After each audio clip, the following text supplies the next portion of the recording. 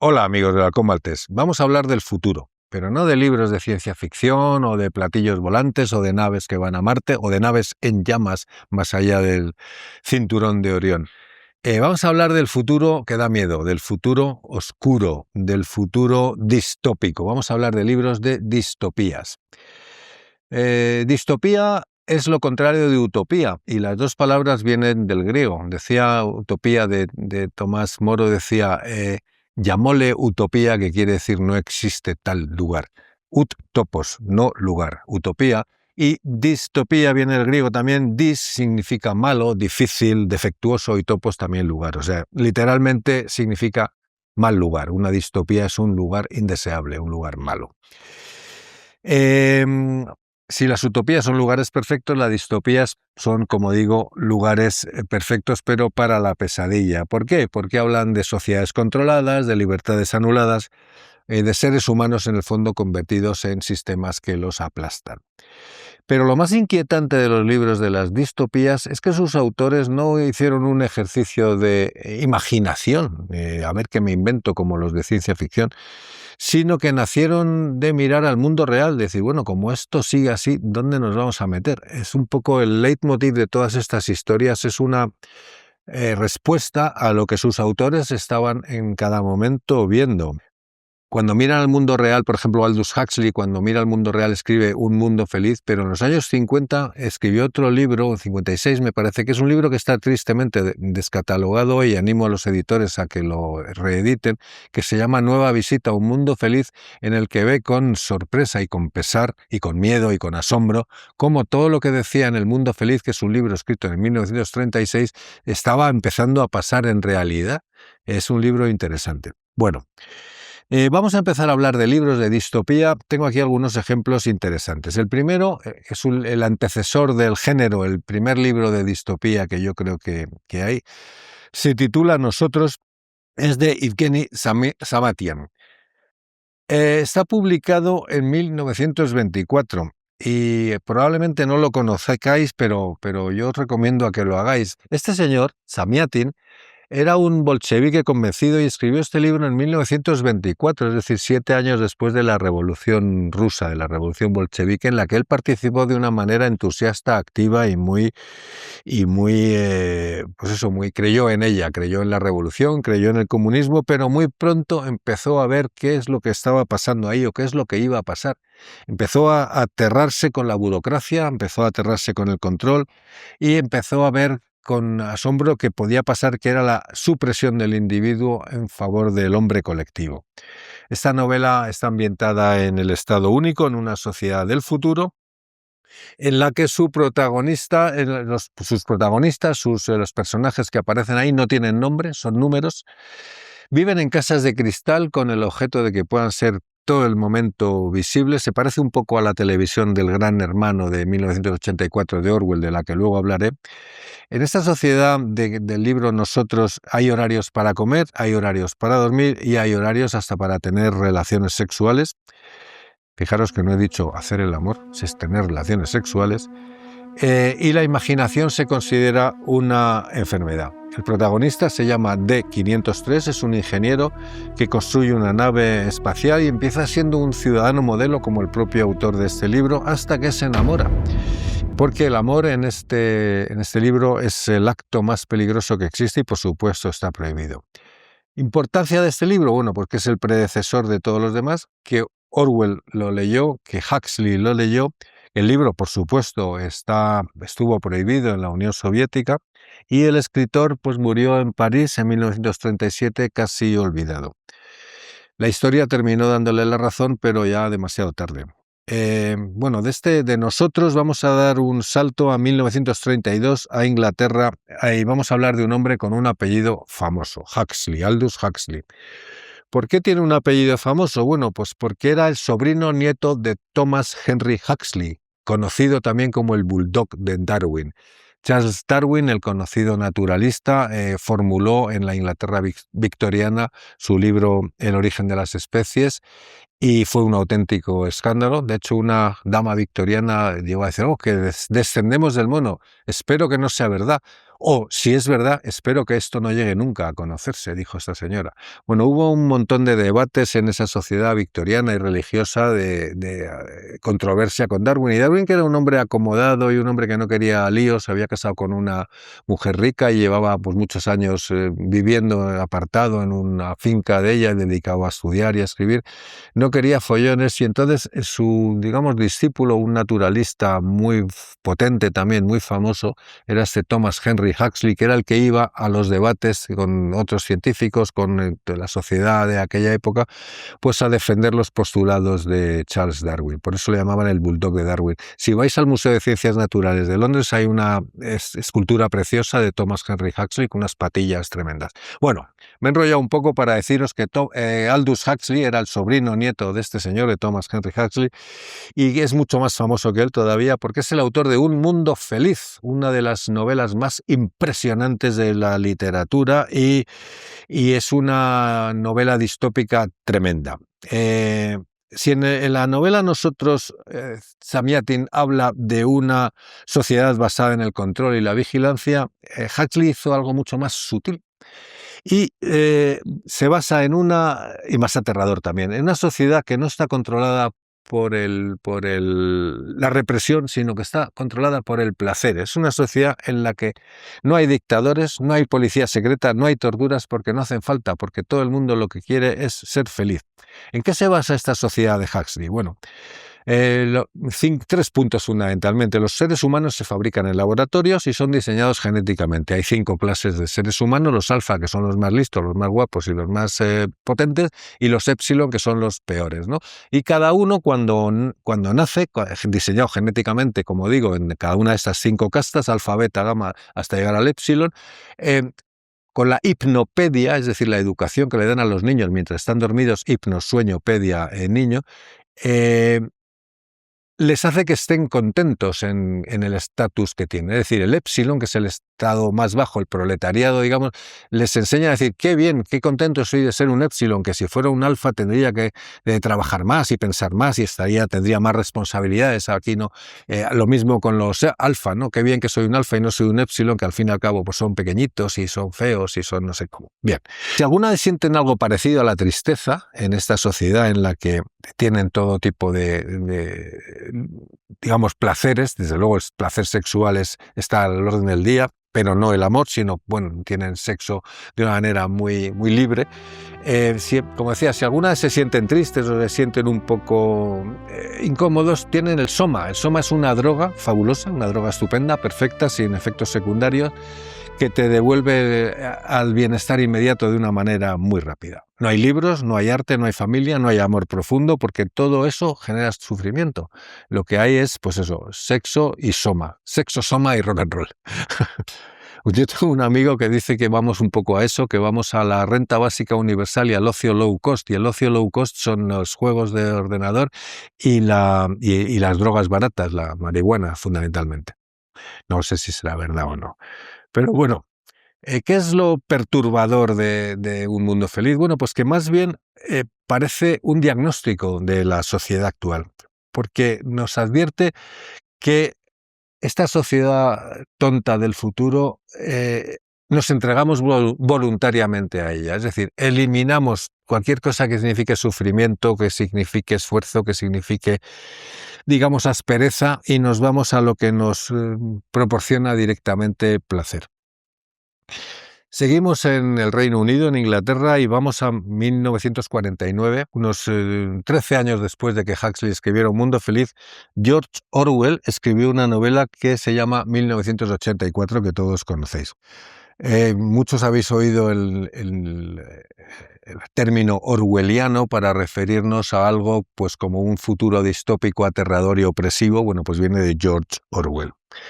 El mundo es el opuesto al de Huxley. Es una sociedad gobernada por el Gran Hermano. Aprovecho para decir que esto del Gran Hermano es un fallo enorme de traducción que sigue hasta nuestros días, que incluso con un programa infame de televisión que se llama El Gran Hermano, esto en inglés es Big Brother, y Big Brother realmente la traducción es hermano mayor, no el gran hermano. Aquí lo tradujeron mal, Big, grande, brother, hermano. No. Cuando dices Big Brother es el hermano mayor. Pero bueno, como se ha quedado al final con lo de gran hermano, pues seguiremos ahí.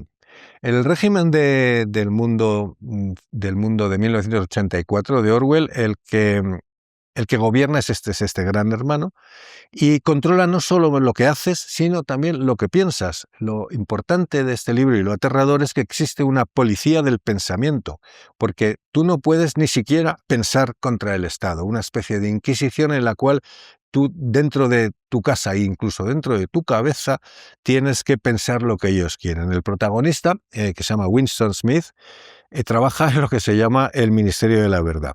Su trabajo es reescribir la historia. ¿Os suena? Es un poco familiar para nuestros tiempos. Es decir, cuando un personaje cae en desgracia o un episodio histórico es contrario a lo que piensa el sistema, hay que reescribirlo, hay que eliminarlo de todos los registros escritos y sustituirlo por la verdad oficial. Por eso se llama el Ministerio de la Verdad, en una tremenda paradoja. Eso es peligroso que eso pueda ocurrirnos ahora con la sociedad del algoritmo, con los Google, las nubes y todo esto, ¿no? Por ejemplo, el ha decidido que el Golfo de México ya no se llame Golfo de México, se llame Golfo de América, y ya en Google, si miráis en Google Maps, empieza a aparecer Golfo de América y en pequeñito entre paréntesis Golfo de México, cuando dentro de poco pues supongo que quitarán el México si es que esto triunfa, que yo creo que triunfará desgraciadamente. Bueno, el Ministerio de la Verdad modifica periódicos antiguos, borra a personas que han caído en desgracia, cambia cifras para que el partido siempre tenga razón. Si el partido dice que 2 más 2 son 5, entonces 2 más 2 serán 5. Y no es que te obliguen a repetirlo, es que te obligan a creerlo, es lo aterrador. Conceptos que aparecen en esta novela, aparte del gran hermano, que como digo debería ser el hermano mayor, está la neolengua, está el doble pensar, como Ministerio de la Verdad, que realmente es que se encargan de las mentiras, es el doble pensar, la gran telepantalla que no solo ves tú, sino que también te ve a ti, y es una herramienta pues de control con todo esto. ¿Nos controlan con placer o nos controlan con miedo hoy en día? ¿Nos controlan como en el mundo feliz o como en 1984? Mi opinión, pero es una opinión, es que de las dos maneras. Por un lado hay placer y por otro lado hay represión. Y hay que tener cuidado con el algoritmo, por cierto. Pero la distopía no es solamente un género anglosajón, aunque hasta ahora he citado a un ruso y dos ingleses. Voy a hablar de una distopía escrita en español. Hay un hombre que muchos de vosotros pasáis por alto y que merece citarse aquí, que es Adolfo Bioy Casares, el amigo inseparable de Borges. Bioy Casares escribió La invención de Morel. Es un libro que publicado en 1940, es de un argentino, es muy breve y es extraordinaria. La historia es que un señor llega a una isla aparentemente desierta en la que aparecen pues unos personajes que hablan, que ríen, que bailan, que repiten las mismas acciones cada día. De hecho, el fugitivo que llega a esta isla se enamora de una chica, pero hay algo que no encaja. Y lo que no encaja es que esas personas no son lo que parece. No os lo cuento para que leáis la novela, pero va un poco de una tecnología que es capaz de capturar la realidad y reproducirla eternamente, una especie de inmortalidad tecnológica, algo que también con la civilización del algoritmo tiene un cierto paralelismo con lo que estamos viviendo ahora mismo. Voy a ver qué tengo aquí en mis notas para volver a otro inglés.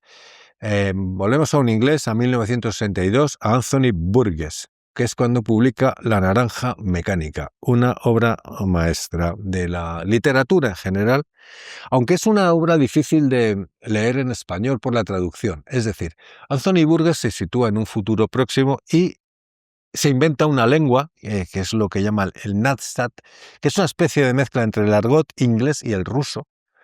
Y claro, los traductores cuando lo traen al español pierde muchísimo, no acaba de coger el mismo, la misma fuerza que tiene cuando tú estás leyendo esta obra escrita en este idioma que se inventa Burgess en inglés. No es que yo sepa mucho inglés, pero sí el suficiente como para poder disfrutar de esta lengua que se inventa. ¿Qué es lo que pasa en esta novela? De la cual, claro, como todos sabéis, Kubrick hizo una película maravillosa, una película icónica, una película visualmente perfecta, iba a decir, y aterradora. Bueno, lo que pasa en esta obra pues es un grupo de chicos violentos, que su jefe, que se llama Alex, se dedican a ir haciendo lo que llaman la ultraviolencia por ahí, porque es lo que les divierte.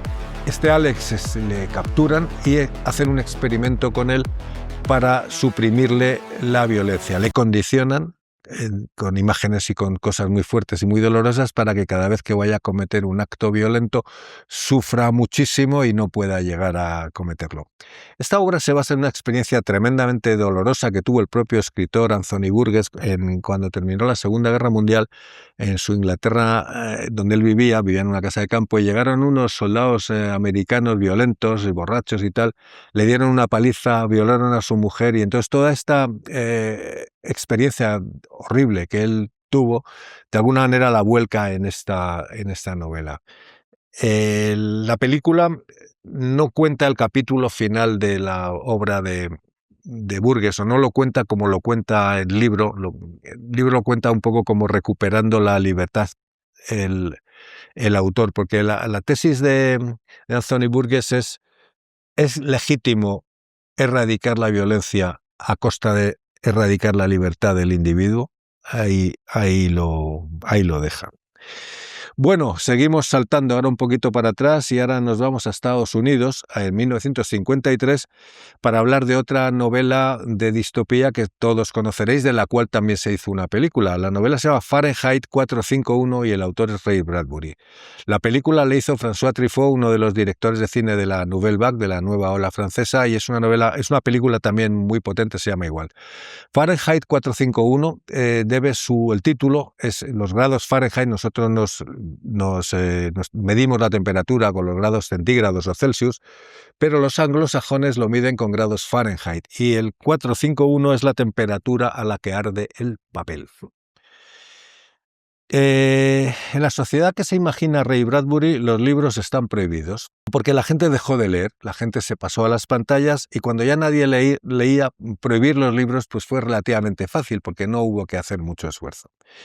Hay una serie de personajes, bomberos, el protagonista de la novela es uno de ellos, que nunca se ha cuestionado su trabajo, siempre ha estado contento quemando libros, porque los bomberos se dedican a quemar.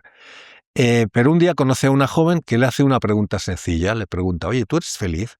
Y a partir de ahí se desencadena un poco todo esto. Esta pregunta inocente destruye todo, porque el bombero Montague se da cuenta de que no es feliz y empieza a preguntarse qué hay dentro de esos libros que quema.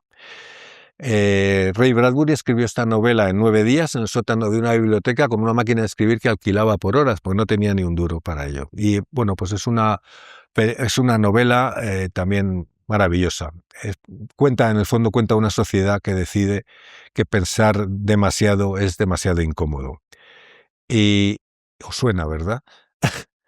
Y también que los libros desaparecen no porque alguien los prohíba, sino porque a nadie le interesa leerlo, porque a nadie le importa que desaparezcan. Seguramente os suena también, ¿no? Bueno, bien, voy a ir terminando ya con otra novela muy potente, de la cual también han hecho una serie muy buena. La primera temporada, el resto no vale nada, que es, en mi opinión, que es Los cuentos de la criada. La novela es de Margaret Atwood. La primera parte de la serie es portentosa.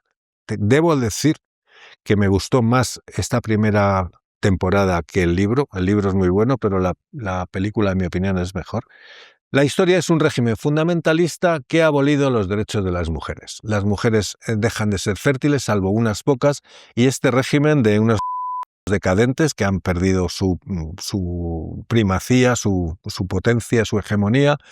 El país se llama Gilead, y este régimen fundamentalista, a las pocas mujeres que son fértiles las caza para que se reproduzca. Entonces, todas las mujeres pierden sus derechos, y hay varias castas de mujeres, varios tipos de mujeres. Están las criadas, que son las mujeres fértiles; están las esposas, que no se reproducen pero que acompañan a los comandantes, que son los que eligen; las martas y las tías, ¿no?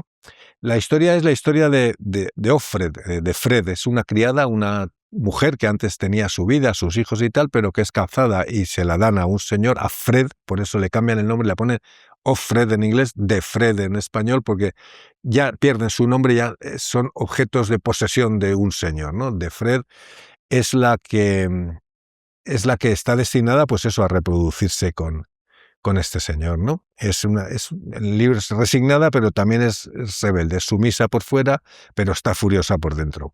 Lo que hace especial a esta novela de Margaret Atwood es que no inventó nada, es que todas las cosas que ahora os voy a decir que aparecen en esta novela, de alguna manera las cogió de cosas reales que existían. Por ejemplo, la ropa obligatoria para las mujeres, os suena, ¿no? El burkas, velos, etcétera. La eliminación del nombre propio también ha ocurrido, la reproducción forzada, la quema de libros también pasa aquí, y la vigilancia entre vecinos. Todo esto es, como digo, es escalofriante, es una buena novela. El final lo deja muy abierto, igual que la serie, pero nos hace mucho reflexionar sobre lo que podemos estar viendo no solo en nuestra sociedad, sino en otras sociedades y civilizaciones con las que convivimos, ¿no? Sobre todo de cara a las mujeres. En Occidente las mujeres afortunadamente están teniendo cada vez más un papel más igualitario con los hombres, o yo diría que por lo menos en la sociedad española es prácticamente igual los derechos y las obligaciones, aunque a muchos va a decir que todavía falta por conseguir, pero una opinión también, pero en otras civilizaciones como el mundo musulmán, pues estamos muy lejos de esto, ¿no? Cerramos con una última distopía que no es tanto, se llama Nunca me abandones, de Kazuo Ishiguro, y nos cuenta como una historia de unos niños que viven en un sitio estupendo, en un internado de inglés, es un lugar tranquilo, con buenos profesores, con campos verdes, los niños pintan, juegan y son felices, todo parece normal, casi idílico, pero la verdad es monstruosa. La verdad es que estos niños no son normales, han sido creados con un propósito. Y ese propósito no incluye llegar a viejos. Es aterrador, pero lo aterrador no es solo eso, sino cómo los protagonistas, bueno, pues asumen su destino, aceptan su destino, saben lo que le va a pasar, saben que es inevitable y no se rebelan contra él. Bueno, todas estas utopías, lo peor de todo es que no son profecías, es que son espejos en los que nos podemos mirar ahora y nos van a dar una imagen, bueno, pues muy aterradora y muy terrible de dónde estamos llegando. Y en el fondo yo creo que hay una pregunta detrás de todo esto, y es ¿cuánto estamos dispuestos a ceder con tal de tener seguridad, comodidad o no tener que pensar? ¿Cuánta libertad vamos a ceder? Son libros interesantísimos, yo creo, y libros que hay que leer. No son libros esperanzadores, pero son libros que nos van a dar lo mejor que nos puede dar un libro, es las ganas de pensar. Bueno, amigos del Halcón Maltés, os espero con vuestros comentarios aquí y estoy deseando contestarlos personalmente. Hasta pronto, amigos.